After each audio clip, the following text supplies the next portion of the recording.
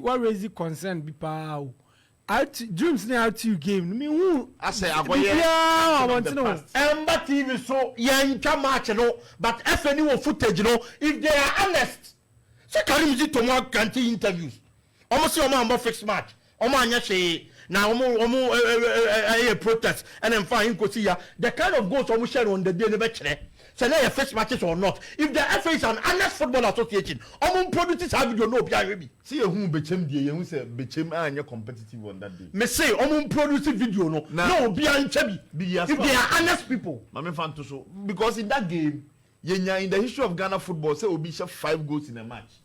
If we say you share Ghana Premier League, I say not even Ishbelado, not even Dombote, not even Dano Sumunetimi, my 5 goals in a match. Obia my 5 goals in a match. Yeah, goals, no highlights, cry. It's big, he said they work on. I think the FA said they work on. Omunim Bibia, now so they know everything. And it's going to affect Ghana at the end of the year because Menoka say. Bet power watching ho obi aba watching ho and bet power ken ho no akapa last we bisa question bu a obi antimi answer me. When was the last time I ever Ghana Premier League na yenya sponsor no be sign contract no twa ne contract years ni wie bi akena fama mo kena fama Premier League na wo mfie sen ana ABC Premier League na wo mfie sen. In recent times, yes. There is no sponsor. Or sign 5 years, or better 2 no co.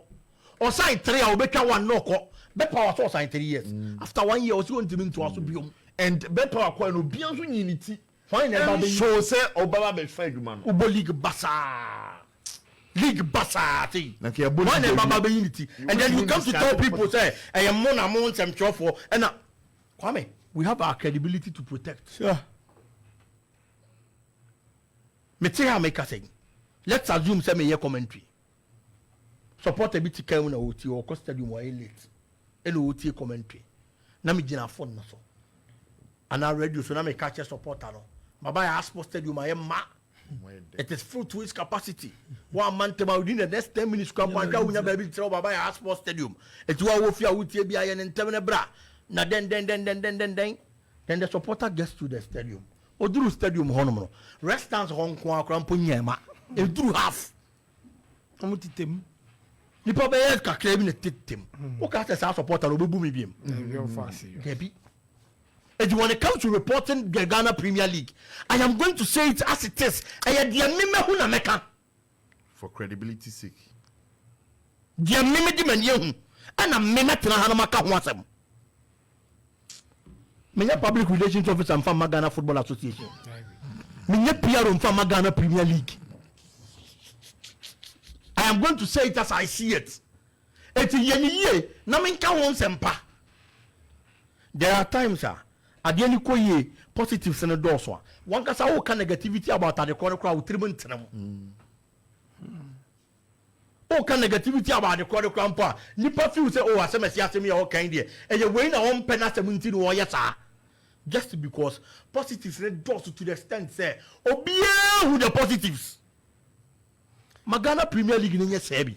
Magana Premier League ninya akono sebi. Maninya fe sebi. Me betra no moment timi nka bone mfa Ghana Premier League no. But dey wa yi. Se me betra na mu sei. Na dey supporters ne hweye, dey supporters ni hu ye. Enna no. Any nrachi, any this season ye baba ka buy last 5 matches. And near my supporters that show woman so.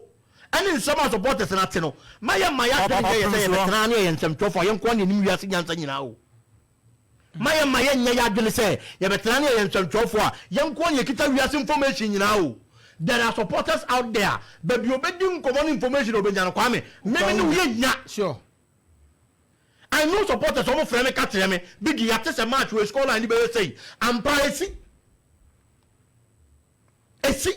So there are supporters and maybe komoko and the kind of information omu kita no me kwampo mi nibi. I am privileged to sit here and then talk for those people to listen.